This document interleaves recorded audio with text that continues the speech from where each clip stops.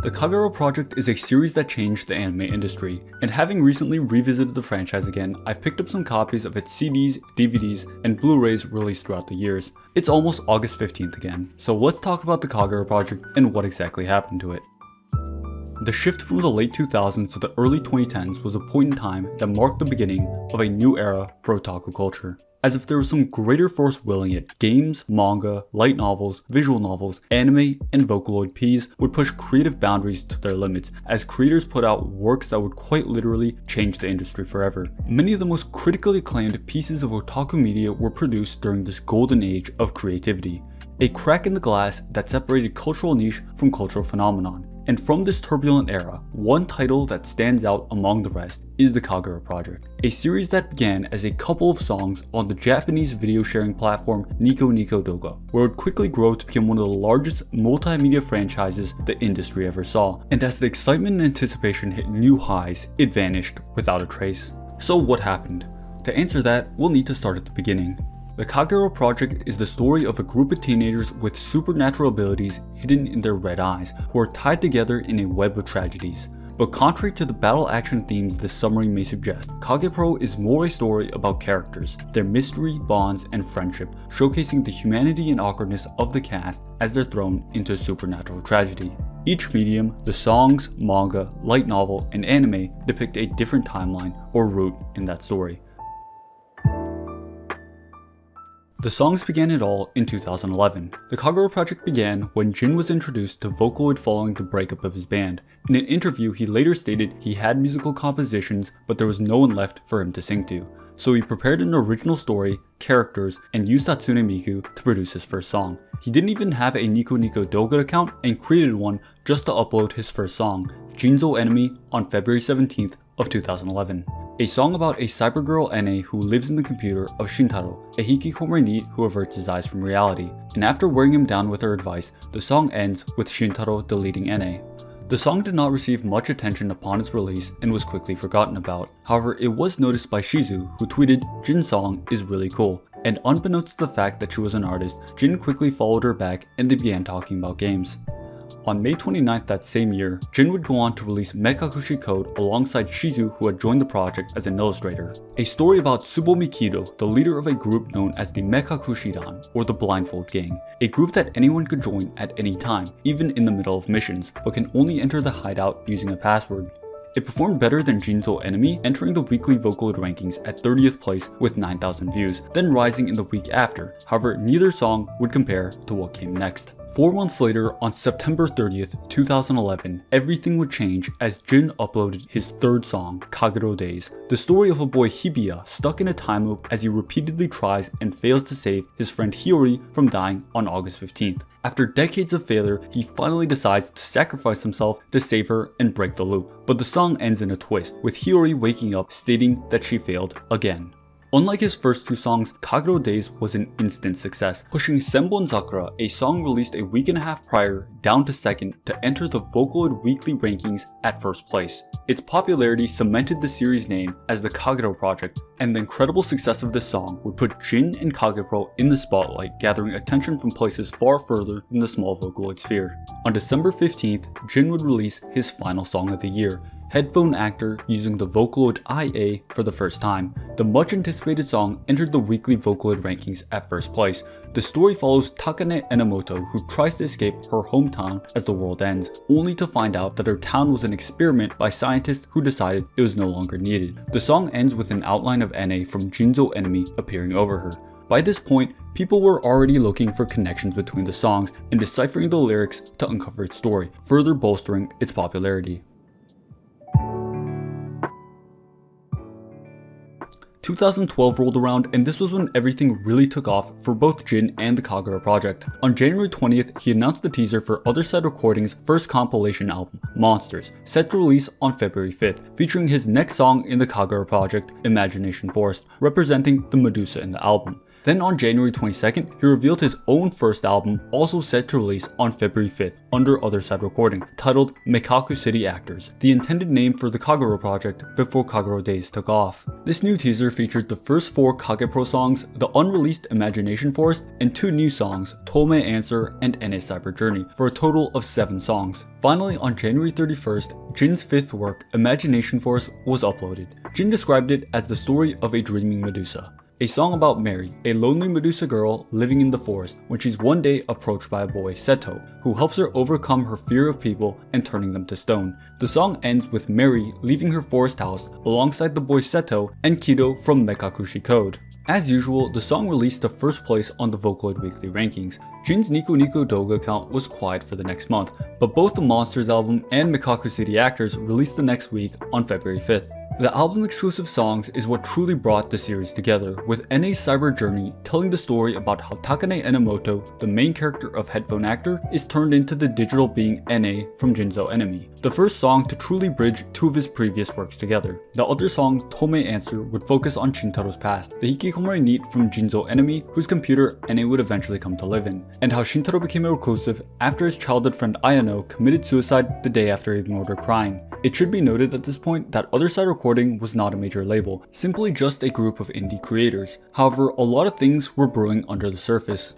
Nearly 2 months later, on March 29th, Jin would upload the 6th song of his Nico Nico Doga account, Konoha's State of the World, which depicted a new character, Konoha, trying to save both Hibiya and Hiyori from their looping deaths on August 15th. The song doesn't have a proper conclusion, but instead talks about rewriting the future and those eyes, showing the glowing red eyes in the MV, before ending with a showcase of each character in the Kagerou Project and their silhouettes lined up side by side.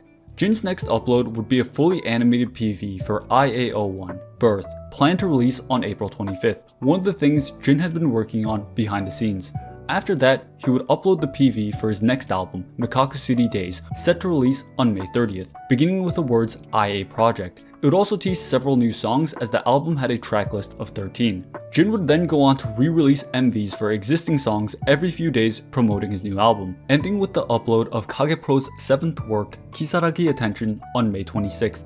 The story of a popular young idol troubled by the amount of attention she gets, when Tsubomi Kido appears and brings her to the hideout of the Mekakucity Dan, where she makes friends with a grown-up Mary, Seto, and a hooded boy, Kido. As scheduled, Jin's album Mekakucity Daze went on to be released on May 30th under the label IA Project. As a professional label, sales were recorded and reached 6th place on the Oricon weekly charts. Up until a certain point, Jin was creating and releasing his songs independently, but after the explosive popularity of the Kagerou Days, he was invited to join First Place, the company behind the Vocaloid IA. First Place would become heavily involved in the production, publication, and marketing of the Kagerou Project following this point, for the better or the worse. This is something we'll come back to later. Jin was also approached by a publisher at Enterbrain around the same time, who had listened to his music and suggested that he put out a book, the first volume of the series Kagerou Days in a Daze, written by Jin and art by Shizu, was published on May 30th, 2012, the same date as his album's release, marking the Kagerou Project's first step as a multimedia franchise. And the manga serialization would soon follow, beginning not even a month later on June 15th in Monthly Comic Gene, also written by Jin but illustrated by Mahiro Sato. The Kagerou Project was growing at an unprecedented rate, and as excitement surrounding Kagepro reached an all-time high, on July 21st, Jin would upload its opening theme. The 8th release, titled Children Record, was the first song to feature all the characters in the Kagerou Project. This is also the last song I'll be focusing on individually, and rather than any character story, the song conveys the theme of Kagepro. In the album comments, Jin wrote, "Being alone doesn't mean that no one is around you. It means you are not connected to anyone. This song is about the lonely children who take each other's hands and advance towards the future." And if it wasn't obvious already, the song debuted to first place in the weekly Vocaloid rankings, keeping its spot at number 1 the following week and only dropping to 4th in the 3rd week. It's also my personal favorite, with the 13-person cover by Metsubushidan being what introduced me to the songs. Children Record was later released as a single that year, with a booklet that announced an anime adaptation in the works. The single reached 3rd place in Oricon's weekly charts, later winning Jin the Best 5 New Artist Award in the 27th Japan Gold Disc Awards.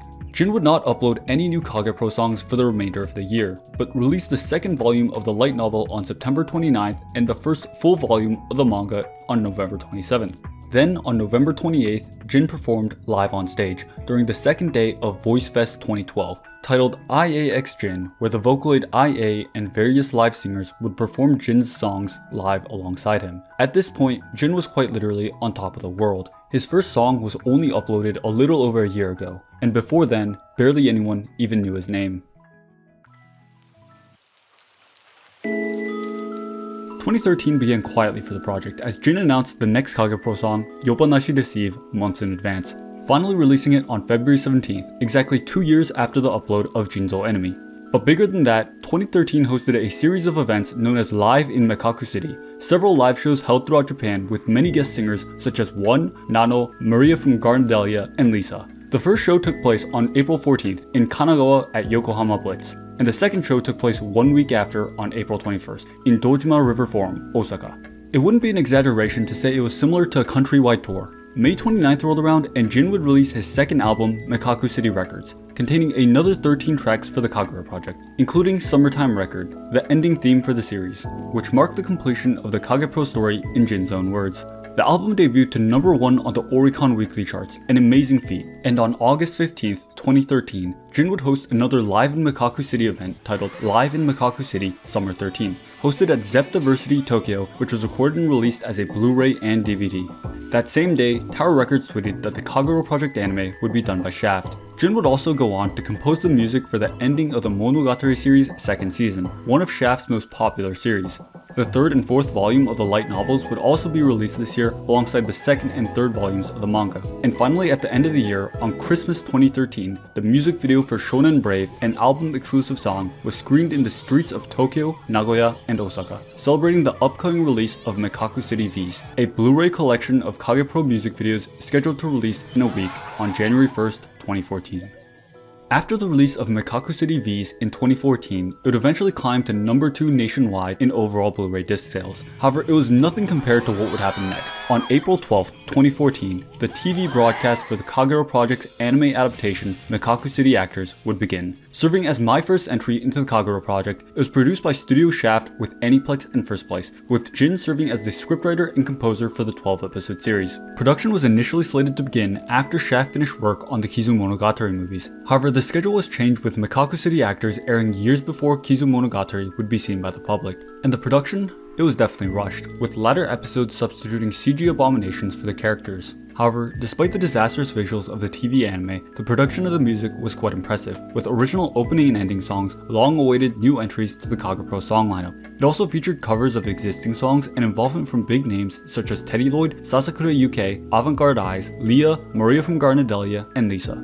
And in usual Shaft fashion, the Blu-ray and DVD release would go on to revise the TV broadcast. And revise it they did. The BD release featured drawn characters in all the scenes instead of the CG abominations from before. But given what was the TV broadcast, one revision doesn't seem to have been enough, with mixed reception regarding both the animation and the pacing. What it did give fans though was a long-awaited closure to the Kagerou Project, a story from beginning to its end. The Kagerou Project up until this point was a series of story beats, loosely tied together by specific characters or events. There was no overarching story, nor would Jin finish the light novel or manga for years to come. Contrary to most fans, I believe that Mekakucity Actors was actually a pretty good adaptation of the Kagerou Project, and this is despite not being a fan of most Shaft works.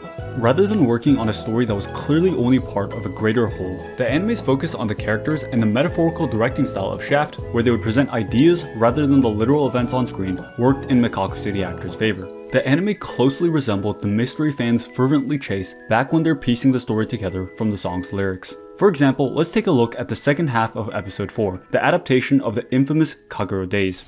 Eerie music begins as Hibiya wakes on August 15th, the clock which was ticking in just the last scene completely frozen. The scene outside, simply just an oppressive blue. And one line, I have to go. Cables of fate which lead him forward, red lights and stop signs warning him to go back. As he ignores the warnings, those signs splattered white with blood. Then a single crow perches on top, representing the first loop in Hibiya's struggle. The cables reflected in his eyes eventually converge at Hiyori, and as he watches her get hit by the truck shortly after, Hibiya wakes on that very same day, clock hands still frozen in place. The second loop begins, but now the ground is painted red, the cables even messier, and a second crow perched atop that sign. And Hibiya fails once again, as countless pillars impale Hiyori. Finally, in the third loop, the sky is red, the oppressive blue replaced with a chilling red. The scene cuts back to the clock, still frozen in time. Desperate now, Hibiya runs to save Hiyori, but failing again as she falls to her death. The next time Hibiya opens his eyes, the iconic guitar of the Kagerou Daze finally begins to play. This time, he calmly gets up and walks out the room. The clock's still frozen, world still red.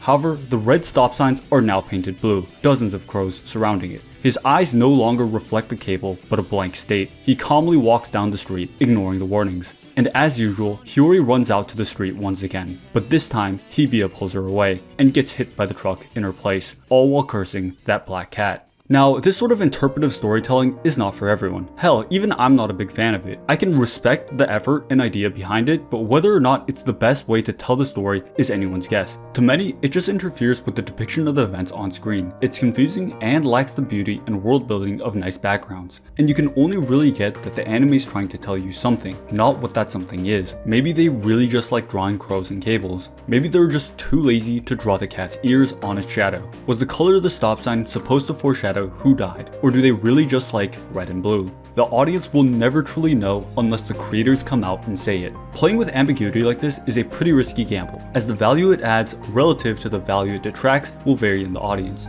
You really need a solid mastery of both storytelling in this medium and a grasp of your core audience for it to get across. However, once again, kagepro was never fully a linear story, and it most certainly was not complete at this point in time. Yes, the anime was undeniably rushed, but the Kagerou Project was always about people, its characters and their connections before its plot. There's still tons of unanswered questions to this day, whether you visit the manga or novels. Given the limited one-core adaptation, there are always going to be factors outside of Jin's control, but I believe the anime was successful in depicting a lot of Kagepro's best features. The Blu-ray and DVDs, which included a special CD and commentary, began releasing every few weeks starting on June 25th, with the final episode releasing on December 24th. The Blu-ray DVD cases are a cool CD shape with an outline of the character on its plastic sheath, over the color case representing that character's colors. There are also several purchase bonuses, including posters and clear files, but most notably the collection box, if you purchased all 12 episodes. During the summer of 2014, there was also an alternate reality game titled Mekakucity Watchers, which was later turned into books and released in December 26, 2014 and February 28, 2015.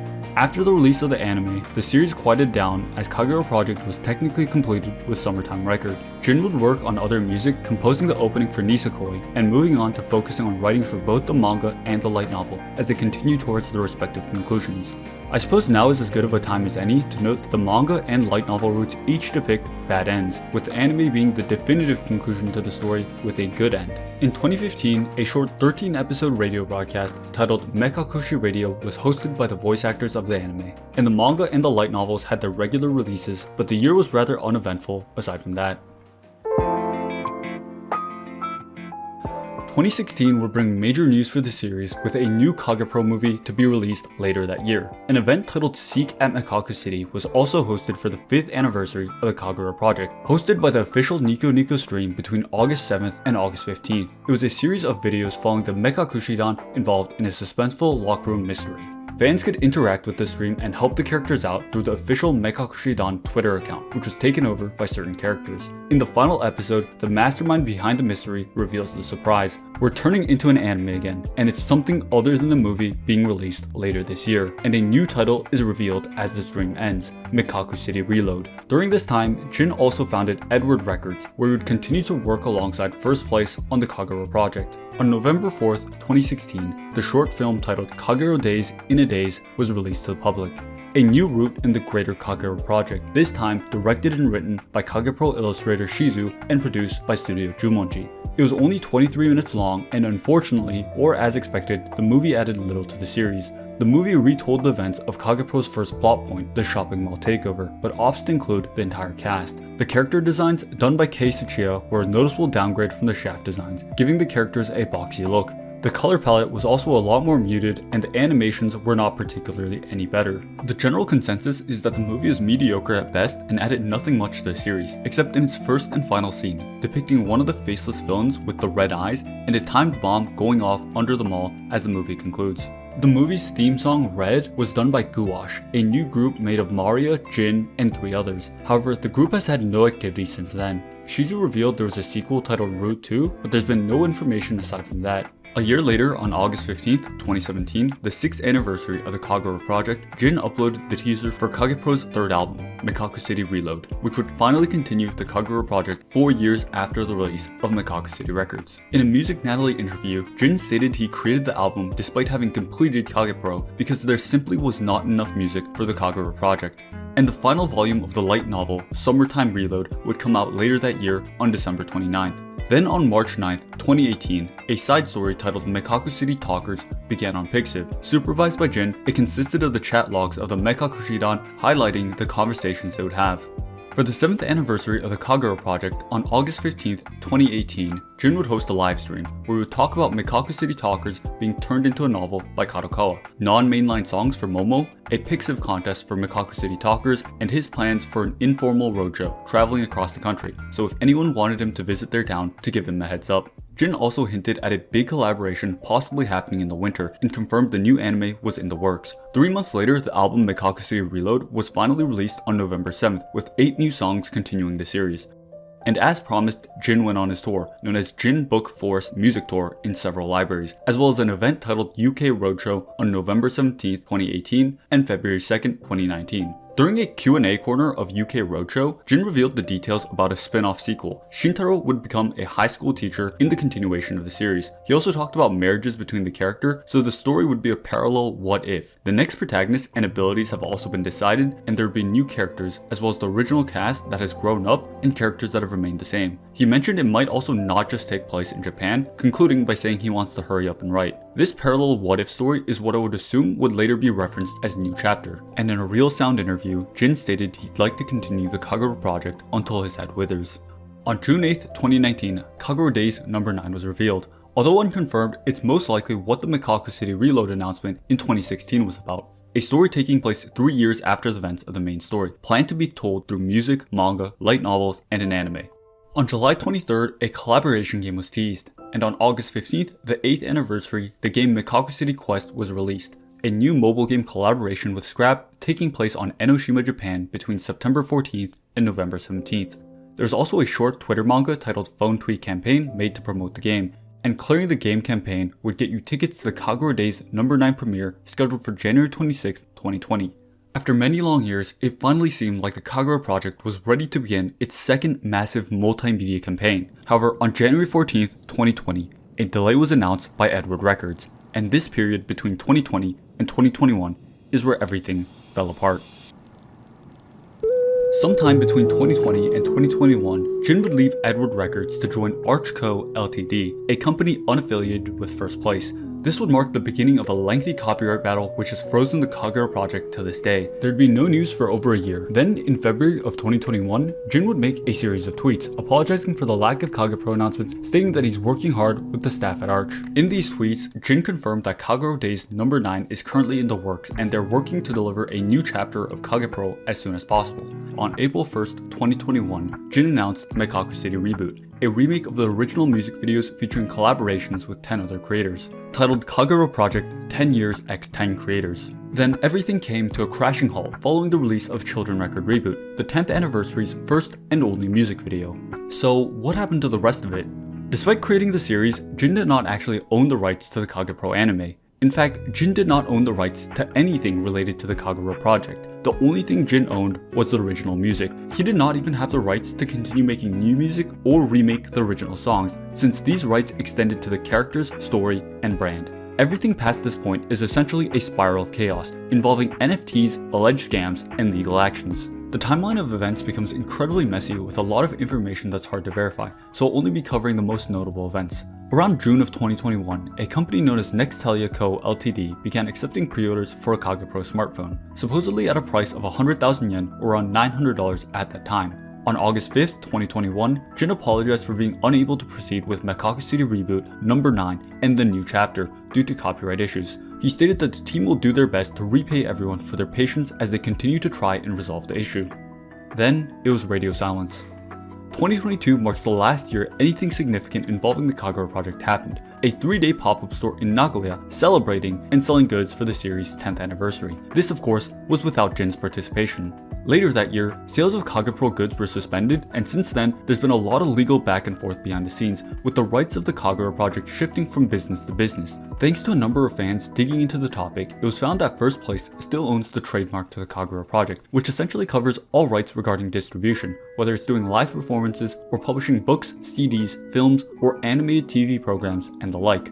The copyright, not the trademark, briefly moved to a company known as Ripty Community Co. Ltd. in November 2022. The Kagerou Project phone, which was up for pre-order by Nextelia, was never released, and supposedly fans were never refunded for their orders. An anonymous source later reported that a certain company possibly misused funds for a phone project for a certain series to keep the copyright active. Whether or not this pertains to the Kagerou Project is your guess. During this time, a handful of dedicated fans investigated the issues, calling out the involved parties. Mirai Akiramenai, translating to "Don't Give Up the Future," was one such account, a self-proclaimed bot that tweeted about the copyright issues. From their investigation, it was found that Ripple was a strange company involved in numerous amounts of minor activities unrelated to the broader anime industry, with hands in golf lessons, producing small YouTubers, and a Pokemon team. Their entire social media presence was vague at best, and not much was known about the company. When it became clear to fans that Ripty owned the copyright, they later made a half-hearted announcement to quell the drama, stating they were interested in working with Jin to continue the Kagerou Project while simultaneously claiming they would take legal action against people tweeting on the issue defaming their company. During this time, Jin made the final public announcement regarding the Kagerou Project, that he and Arch Co. had no idea who owned or where the copyrights to the Kagerou Project were. The copyright would then be managed by a company known as MIR Entertainment Co. Ltd. in April of 2023. Mirai Akiramenai would point out that the CEO of MIR was an executive officer at Ripty Community.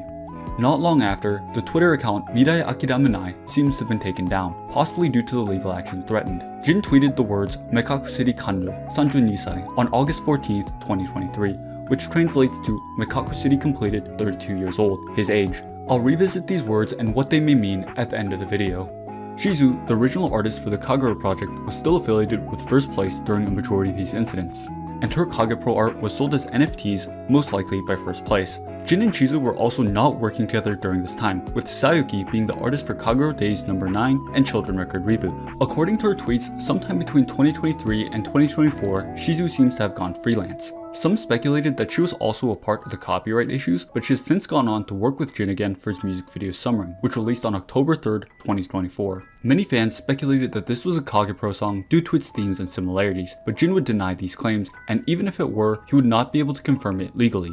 Then, at the beginning of this year, karma would have its course, as on January 29th, 2025, Ripty Community declared bankruptcy, giving fans a brief moment of hope that the kagepro rights would return to Jin. Unfortunately, this was not the case, and the series has been silent since then, which finally brings us back to the present day, August 2025.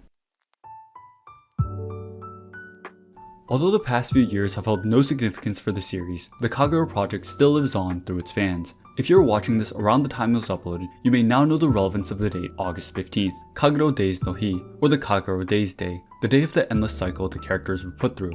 Despite its dwindling popularity, on August 15th, fans around the world will post art, covers, and other kagepro works under the tag Kagerou Days no Hi, pushing it up the trending chart and revitalizing the series once again.